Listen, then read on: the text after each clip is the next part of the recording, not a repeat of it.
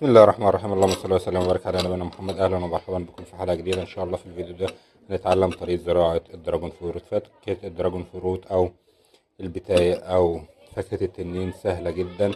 اول حاجه لو عايزين نزرع من البذور لازم نعرف حاجه محدده، ان زراعه البذور هتتاخر كتير عن زراعه العقله. زراعه العقله يعني أقصى حاجة لها ممكن سنة سنتين وتكون منتجة.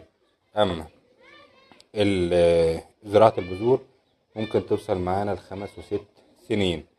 زراعة البذور تتزرع في حالة واحدة، لو احنا عايزين نهجن صنف جديد فقط. أما لو احنا عندنا الصنف منه عقل وهو نفس الصنف، لا يبقى نزرعه من العقل افضل. زي ما انتم شايفين كده، ده صنف قلب ابيض بناخد منه البذور. زي ما انتم شايفين كده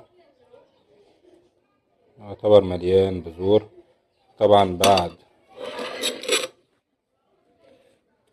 كده بنجيب التربة بتاعتنا، تربة خفيفة بتمس على رمل على تربة طينية.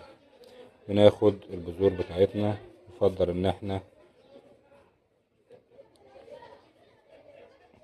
ان هي تكون تربة خفيفة زي ما انتم شايفين اهو. بننزلها في التربة بتاعتنا،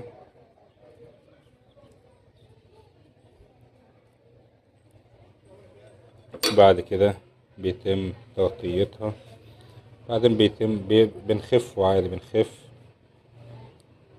البذور عادي، يعني لو جت تقيلة او جنب بعضها، لان البذور دلوقتي جنب بعضها.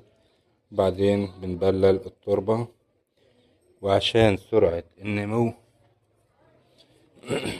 ونوفر لها جو دافي، لو الجو فيه ساقعة شوية بنغطيه بكيس. يعني بنشوف كيس كبير بنغطيه بيه. هنجيب كيس ان شاء الله واوريكم النتيجة بتاعتنا ان شاء الله بإذن الله. تابعونا.